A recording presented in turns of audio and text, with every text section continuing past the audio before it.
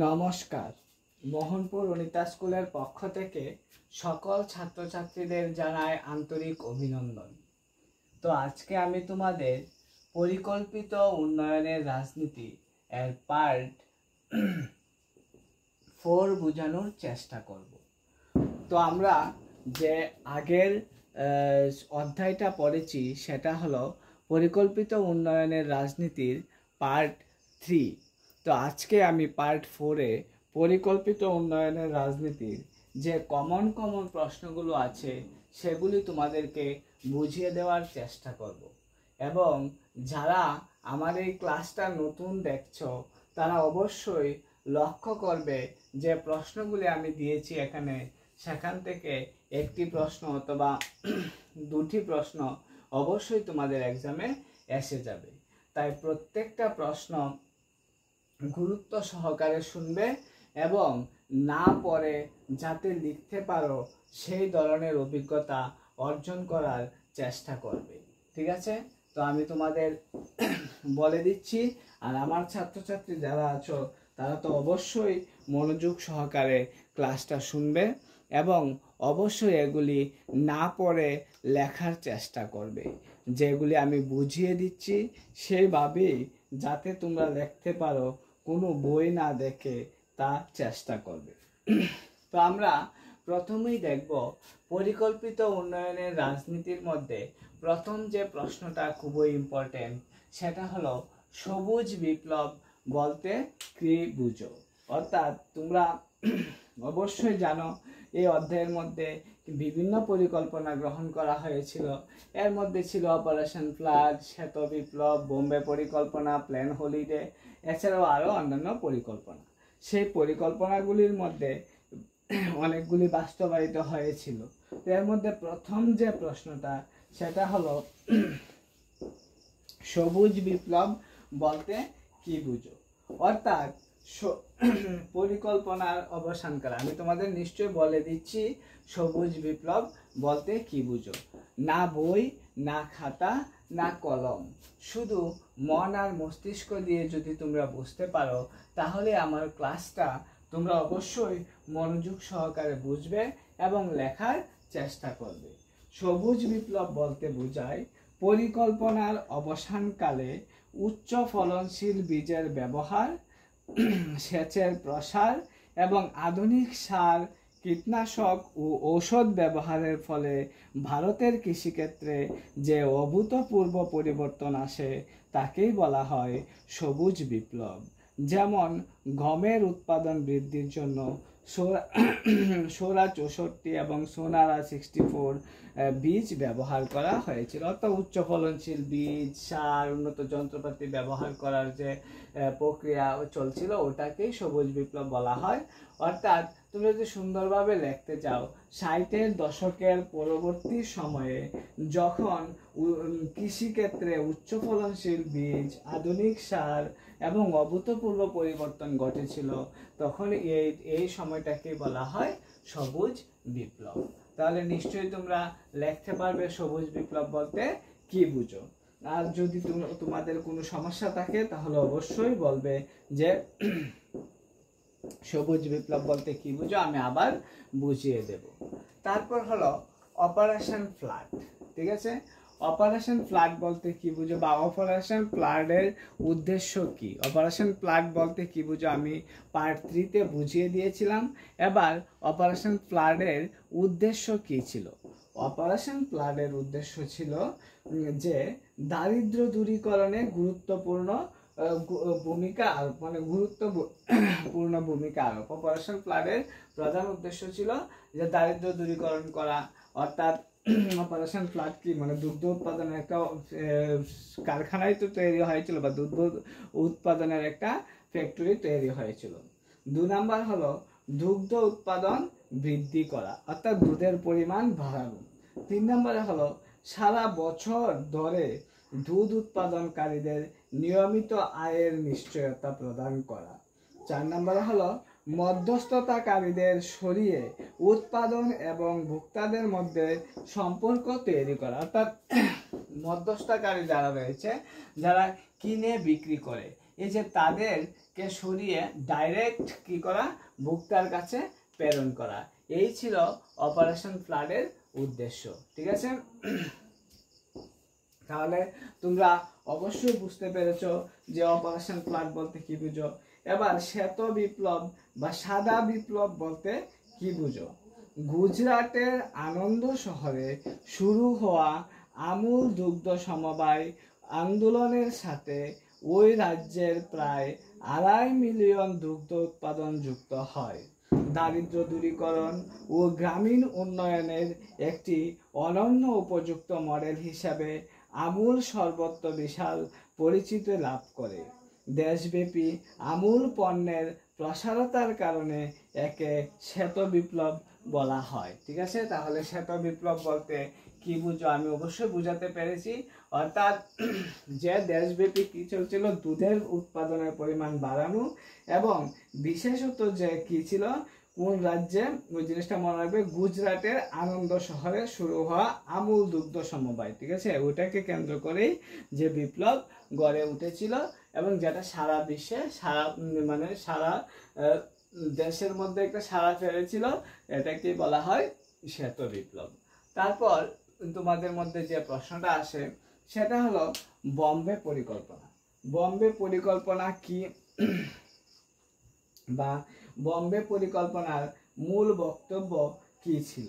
আমি তোমাদের অবশ্যই বুঝিয়ে দেব বম্বে পরিকল্পনার মূল বক্তব্য কি ছিল।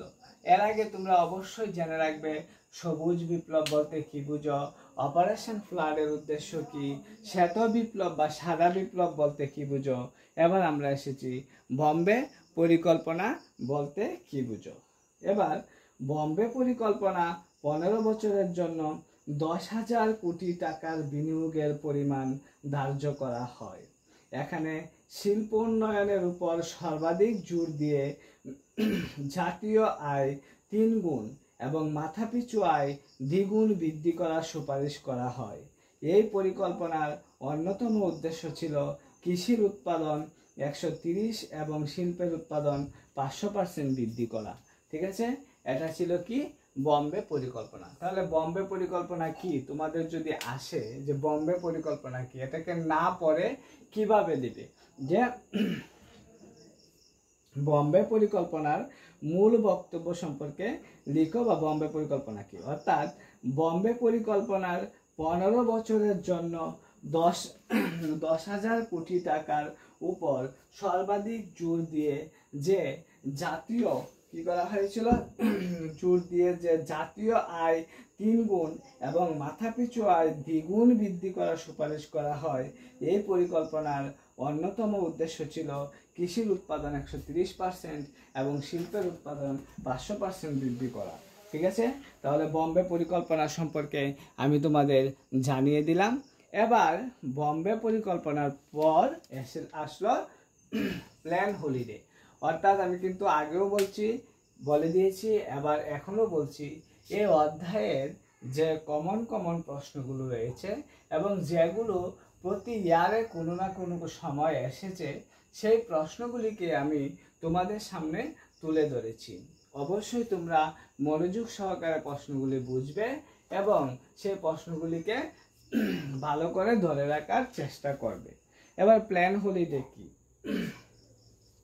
তাহলে তোমাদের সামনে আসলো প্ল্যান হলিডে। প্ল্যান হলিডে বলতে কি বুঝো বা প্ল্যান হলিডে কি? প্ল্যান হলিডে থেকে বিরতি বলতে 1966 থেকে 69 খ্রিস্টাব্দে সময়সীমাকে বোঝায়। প্রথম 3টি পঞ্চবার্ষিকী পরিকল্পনার পর দেশ গভীর অর্থনৈতিক সংকটের মুখে পড়ে। অনাবৃষ্টি, খরা, চীন ও পাকিস্তানের সঙ্গে যুদ্ধের ফলে দেশের অর্থনৈতিক অবস্থা একেবারেই ভেঙে পড়ে। ফলে 1966 খ্রিস্টাব্দে ভারত সরকার চতুর্থ পঞ্চবার্ষিকী পরিকল্পনা শুরু না করে প্ল্যান হলিডে ঘোষণা করেছিল। অর্থাৎ প্ল্যান হলিডে বলতে ওই জিনিসটাকেই বোঝানো হয় যে প্রথম আমরা দেখেছি যে বিভিন্ন পরিকল্পনা গ্রহণ করেছিল। প্রথম পঞ্চবার্ষিকী পরিকল্পনা, দ্বিতীয় পঞ্চবার্ষিকী পরিকল্পনা এবং তৃতীয় পঞ্চবার্ষিকী পরিকল্পনা। তাহলে স্বাভাবিকভাবে প্রথম, দ্বিতীয়, তৃতীয়, স্বাভাবিকভাবে চতুর্থ পঞ্চবার্ষিকী পরিকল্পনা হবার কথা, কিন্তু দেখা যায় যে ভারতের মধ্যে পরস্পর দুটি যুদ্ধ, পাকিস্তানের সঙ্গে যুদ্ধ হয়েছিল, চীনের সঙ্গে যুদ্ধ হয়েছিল, তার উপর বন্যা, খরা, মহামারী এইসব দিক দিয়ে ভারত একটা কি হয়েছিল যে নিরুপায় হয়ে পড়েছিল। এই অবস্থায় চতুর্থ পরিকল্পনা গ্রহণ না করে প্ল্যান হলিডে গ্রহণ করেছিল। যে পরিকল্পনাটি গ্রহণ করেছিল এটাকেই বলা হয় প্ল্যান হলিডে। এবার হলো প্ল্যান হলিডের কারণ কি ছিল? কারণ তো আমি অলরেডি আগেরটার মধ্যে বলেই দিলাম, তারপরও আলাদাভাবে যদি তোমাদের আসে যে প্ল্যান হলিডের কারণ কি ছিল, তাহলে অবশ্যই তোমরা লিখবে যে প্ল্যান হলিডের কারণগুলি হলো 1965 এবং 66 খ্রিস্টাব্দের অভাবনীয় করার পরিস্থিতি। অর্থাৎ 1965 খ্রিস্টাব্দে এবং 1966 খ্রিস্টাব্দে, যেটা মানুষ কল্পনাও করতে পারেনি 65-66-তে, যে একটা বিশাল বড় খরা দেখা দিবে। ঠিক আছে, এই খরার কারণে প্ল্যান হলিডে নিতে বাধ্য হয়েছিল ভারতীয় সরকার। তাছাড়া ছিল একটা খাদ্য সংকট। ওই সময় কি ছিল দেশের মধ্যে? খাদ্য সংকট দেখা দিয়েছিল। তাহলে একটা কারণ হিসাবে তোমরা দিতে পারো যে কি করেছিল, 65-66 খ্রিস্টাব্দে খরা দেখা দিয়েছিল। 2 নাম্বার হলো খাদ্য সংকট দেখা দিয়েছিল, যার কারণেও কি করা হয়েছিল, প্ল্যান হলিডে গ্রহণ করতে বাধ্য হয়েছিল ভারতীয় সরকার। তারপর এছাড়া ছিল 3 নম্বরে যে টাকার অবমূল্যায়ন এবং আর্থিক সংগতির অভাব ও ভয়াবহ মুদ্রাস্ফীতি। টাকার অবমূল্যায়ন হয়েছিল, আর্থিক সংগতির অভাব ছিল এবং মুদ্রাস্ফীতি ঘটেছিল। এইসব কারণে প্ল্যান হলিডে নিতে বাধ্য হয়েছিল।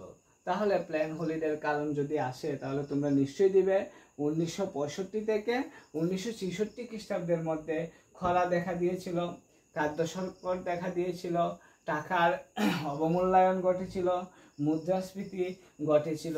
এইসব কারণেই প্ল্যান হলিডে নিতে বাধ্য হয়েছিল বা প্ল্যান হলিডে নেওয়া হয়েছিল। তাহলে এই প্রশ্নটাও চলে গেল। এবার তোমাদের যে প্রশ্ন সেটা হলো পরিকল্পনা কমিশনের গঠন উল্লেখ করো।